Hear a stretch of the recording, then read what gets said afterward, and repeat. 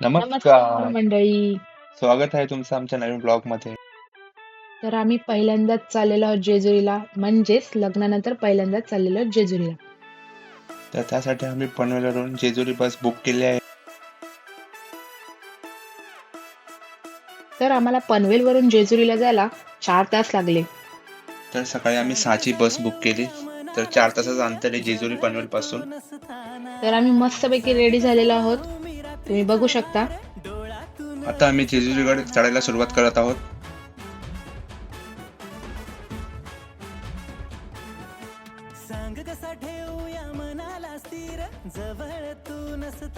त्यानंतर गड चढायला घेतला. खाली आम्ही प्रथम नंदी महाराजांचं दर्शन घेतलं. आमच्या सुखी संसारासाठी मागणं मागितलं. नंतर आम्ही गड चढायला सुरुवात केली.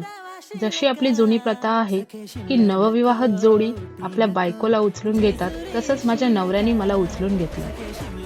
तर बघाच पुढे. तर तुम्हाला जेजुरी गडाबद्दल बरंच काही माहिती असेल, तरी पण आम्ही थोडी माहिती देण्याचा प्रयत्न करतोय, तर ऐका. जेजुरी गड चढायला एकूण 350 ते 400 पायऱ्या आहेत. मध्ये हेगडी प्रधान यांचं मंदिर आहे.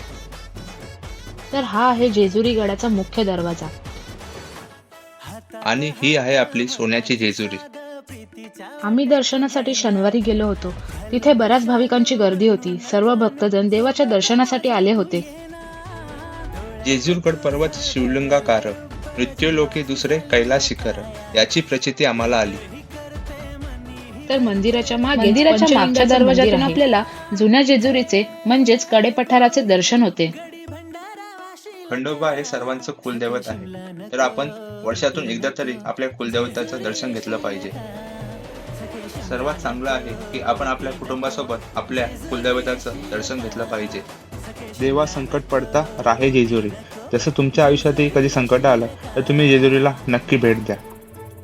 असे मानले जाते की खंडोबाने मणिमल्ल राक्षसाचा वध करून सोन्याची दळण केली होती. त्यामुळे हा भंडारा सोन्यासारखा पवित्र मानला जातो. म्हणून आपण सगळे जेजुरीला गेल्यावर भंडारा उडवतो. हे देव पावलाय देव माझा मल्हारी, देव पावलाय देव माझा मल्हारी, अरे देवा तू धावर मल्हारी, देवा तू नवसाला पावර मल्हारी, देवाची सोन्याची जेजुरी मल्हारी, देव पावलाय देव माझा मल्हारी, देव पावलाय देव माझा मल्हारी. तर अशा प्रकारे आमचं दर्शन खूप मस्त झालेलं आहे. त्यानंतर आमचा परतीचा प्रवास चालू झालेला आहे. हे आहे जेजुरी. आपल्याला आपली जेजुरी दिसते. त्याच्यानंतर आम्ही जेजुरी डेपो मधून स्वारगेट बस पकडली. स्वारगेट वरून पनवेल बस पकडली आणि त्यानंतर आम्ही आलेलो आहोत. तर तुम्हाला आमचा हा व्लॉग आवडला असेल तर नक्कीच लाईक करा, शेअर करा आणि सबस्क्राईब करा. थँक्यू. बाय.